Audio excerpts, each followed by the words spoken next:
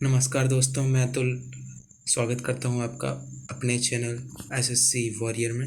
और मैं आज आपके लिए लेके आया हूँ स्वतंत्रता की जो महत्वपूर्ण घटना है। तो चलिए शुरू करते हैं। दोस्तों, पहली घटना है 1904 में जो हुई थी, भारतीय विश्वविद्यालय अधिनियम पारित हुआ। कब हुआ था? 1904 में। 1905 में बंगाल विभाजन। दोस्तों, ये दोनों जो घटनाएं हैं ये करजन के समय की हैं। और 1905 में ये बंगाल विभाजन जब लागू हुआ तो हमारे भारत में जो प्रमुख नेता थे, दादा भाई नौरोजी, बाल गंगाधर तिलक, गोपाल कृष्ण गोखले, इन्होंने स्वदेशी आंदोलन भी चलाया था। कलकत्ता के टाउन हॉल में ये मीटिंग हुई थी और तभी स्वदेशी आंदोलन चला था। तो पूछ ले, स्वदेशी आंदोलन कब चला था? भी 1905 में। 1906 में ढाका में आगा खां के नेतृत्व में और भी उनके साथ में कुछ नेता थे, उन्होंने मिलकर 1906 में मुस्लिम लीग की स्थापना की। 1907 में सूरत अधिवेशन। इसमें सूरत अधिवेशन के जो अध्यक्ष थे वो रास बिहारी बोस थे। और इसी समय क्या हुआ था, कांग्रेस का विभाजन हो गया था गरम दल और रम दल में। याद रखिएगा, 1907 में सूरत अधिवेशन में कांग्रेस विभाजन हुआ था। 1909 में पार्लियामेंट सुधार। 1911 में ब्रिटिश सम्राट का दिल्ली दरबार, जो या जॉर्ज पंचम था और मैरी क्वीन थे, ये पहले राजा रानी थे जो भारत में आए थे। और दोस्तों, ये 1911 को जो दरबार था, दिल्ली दरबार, ये थर्ड दिल्ली दरबार था, तीसरा दिल्ली दरबार था। पहला दिल्ली दरबार 1877 में हुआ था। 1916 में होम रूल लीग। दोस्तों, ये होम रूल लीग का नेतृत्व दो लोगों ने किया था। पहले बाल गंगाधर तिलक, जिनने पुणे में किया था, और दूसरी थी कौन? एनी बेसेंट, जिनने मद्रास में एनी बेसेंट ने होम रूल लीग चलाया था। 1916 में मुस्लिम लीग और जो गरम दल नरम दल था उनके बीच में समझौता हो गया था। मतलब जो कांग्रेस है फिर से एकत्रित हो गई थी। 1917 में महात्मा गांधी द्वारा चंपारण आंदोलन। दोस्तों, ये महात्मा गांधी का पहला आंदोलन था।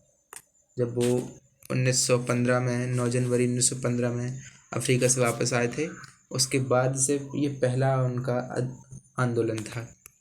इसके बाद 1918 अहमदाबाद मिल आंदोलन, जैसे उनके फिर तमाम जो आंदोलन थे वो शुरू हुए थे। 1919 में रॉलेट एक्ट आया था और महात्मा गांधी ने और इस रॉलेट एक्ट को काला कानून कहा था। 1919 में जलियांवाला बाग हत्याकांड हुआ था। इसको तो आप बहुत अच्छे तरीके से जानते होंगे। 13 अप्रैल को जो हुआ था 1929, ये अमृतसर के जलियांवाला बाग में जो सभा चल रही थी, ये रॉलेट एक्ट जो था इसके खिलाफ, और जो सैफुद्दीन किचलू और सत्यपाल मलिक की गिरफ्तारी के कारण जलियांवाला बाग में जो सभा चल रही थी उन पे जलियांवाला बाग हत्याकांड तब हुआ था। 1919 में मॉन्टेग्यू चेम्सफोर्ड सुधार आया। 1920 में खिलाफत आंदोलन, और 1920 में ही क्या हुआ था, असहयोग आंदोलन महात्मा गांधी ने चलाया था। और इन्होंने ये आश्वासन दिया था कि अगर देश की जनता और सारा देश उनका साथ देता है तो 1 साल में हम आज़ादी पा जाएंगे। लेकिन ये आंदोलन 2 साल से भी ज़्यादा लगभग चल गया था। और 1922 में फिर चौरी चौरा कांड। दोस्तों, ये असहयोग आंदोलन ही चल रहा था, तो उस समय कुछ क्रांतिकारियों ने चौरी चौरा जो जगह थी वहाँ के पुलिस स्टेशन में आग लगा दी थी और हिंसा हो गई थी। तभी फिर जो महात्मा गांधी का था असहयोग आंदोलन, उन्होंने वापस ले लिया था। 1927 में साइमन कमीशन की नियुक्ति हुई। ये दोस्तों, ये साइमन कमीशन की नियुक्ति हुई थी 1927 में, ये इंग्लैंड में हुई थी। और जो भारत में आगमन साइमन कमीशन का हुआ था ये 1928 में हुआ था।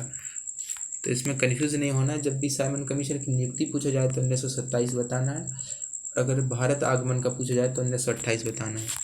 1929 में केंद्रीय जो असेंबली थी उसमें भगत सिंह ने बम फेंका था। 1929 में ही कांग्रेस द्वारा पूर्ण स्वतंत्रता की मांग की थी। ये दोस्तों ये कांग्रेस का अधिवेशन हुआ था, ये लाहौर में हुआ था 1929 में, जिसमें हमारे नेता जो थे जवाहरलाल नेहरू, उन्होंने पूर्ण स्वतंत्रता की मांग की थी। 1930 में सविनय अवज्ञा आंदोलन चला था। इसी सविनय अवज्ञा आंदोलन कब चला था? दांडी मार्च चला था 12 मार्च से 6 अप्रैल तक, और 6 अप्रैल को ही फिर सविनय अवज्ञा आंदोलन महात्मा गांधी द्वारा चलाया गया था। 1930 में प्रथम गोलमेज सम्मेलन हुआ था, 1931 में द्वितीय गोलमेज सम्मेलन, 1932 में तृतीय गोलमेज सम्मेलन। दोस्तों क्वेश्चन पूछा जाता है कि कौन भारतीय व्यक्ति वो थे जिन्हें तीनों गोलमेज सम्मेलन में भाग लिया? तो वो थे भीमराव अंबेडकर। तो याद रखिएगा, तीनों गोलमेज सम्मेलन में भीमराव अंबेडकर ने भाग लिया था।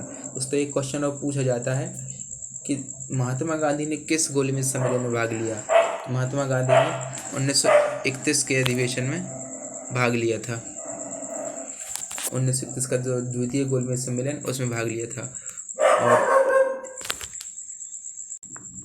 सॉरी दोस्तों, तो 1931 द्वितीय गोलमेज सम्मेलन में पहले क्या हुआ था? गांधी इरविन समझौता ही 1931 में ही हुआ था।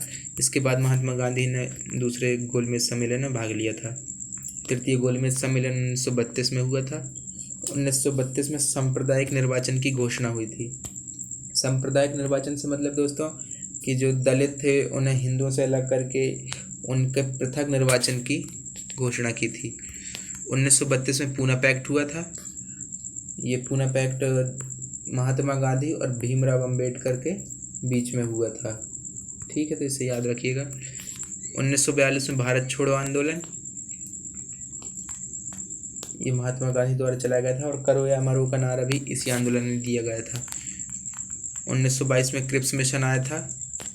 दोस्तों विश्व युद्ध चल रहा था, दूसरा विश्व युद्ध, तभी ये क्रिप्स मिशन भारत में आया था, और इसमें बहुत सारी शर्तें भी थी, लेकिन महात्मा गांधी ने फिर इसको पोस्ट डेटेड चेक कह के इसे टाल दिया गया था, और ये मिशन फेल हो गया था।